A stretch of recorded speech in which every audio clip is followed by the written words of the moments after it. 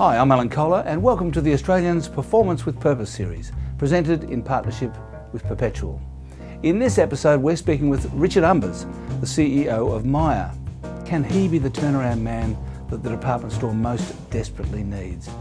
With David Jones on a tear and Myer's share price at a third of what it was when it listed in 2009, something has to happen. Umbers has a strong pedigree in UK retailing, which bodes well, but getting staff, executives and investors on board with that vision will be hard. I asked him what values he must communicate to convince the stakeholders to back his strategy. I guess the starting point is that you do need to engage people on the journey and be learning all of the time. And one of the first things that I did, along with many of the other members of the senior team, is getting out and about in the business, getting into the stores. Quite often the answer is out there, it's just not in the boardroom. And going out and finding it on the shop floor is a very good start on any strategy, and listening intently when people are telling you what they think the essence of the business is all about and how they think the journey we should be going on should be mapped out. And we were hearing stories about how the product was no longer relevant to the kind of customer that we were appealing to. And did those stories tend to change your mind in some way? They certainly shape your view. I'm a believer that in developing any strategy, it has to be iterative. You start off with a core idea or a core proposition, and we formed the view quite quickly that we needed to sell products that people want to buy, and we needed to do so in a way that was in line with what department stores are all about. So you then go down a series of why and what, and asking lots of questions to really understand what it is that you need to do differently.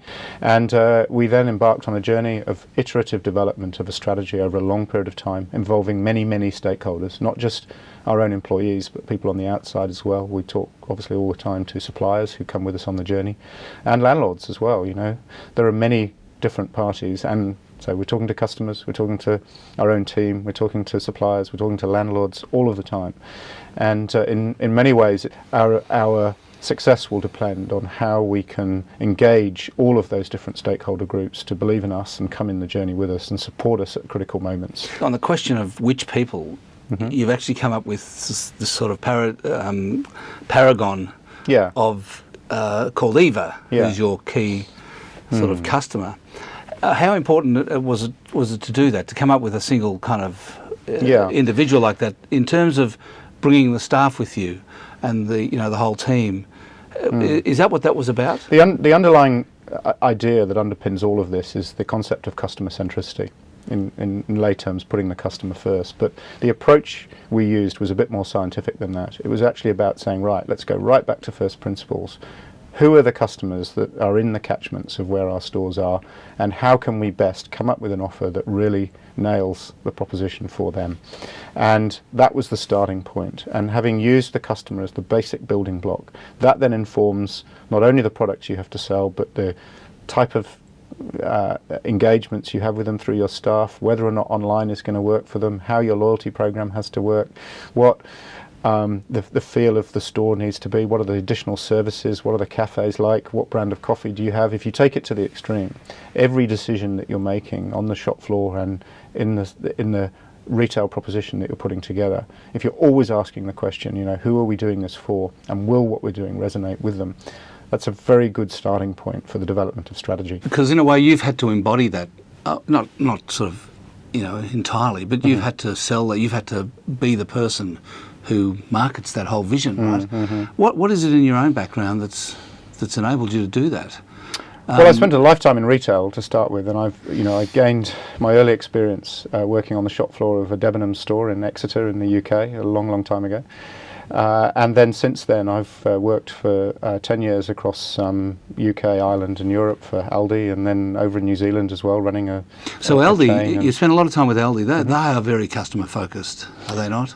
Sure. I mean, I think all successful retailers around the world have proven the validity of this model. And I guess what I've been able to do, having worked across a great number of general management positions, is I've brought with me a little bit of each of those, and then been very careful in each new situation to make sure that it's brought down to earth in the context of the business that you're actually involved in. And each time I've sought to build strength and capability in teams. There's a great phrase that if you want to go quickly, you go alone, but if you want to go far, you go together. And that's a great philosophy to have in terms of how you set about driving change through an organisation. Go together by engaging the grassroots of the organisation. Every truly successful revolution is grassroots in its origins. And then when it actually comes to more senior levels, it's actually about making sure that you're putting the right team together with the right skill sets, acknowledging your own strengths and your own weaknesses, and then building a team of people who are complementary in their nature and can feed off each other.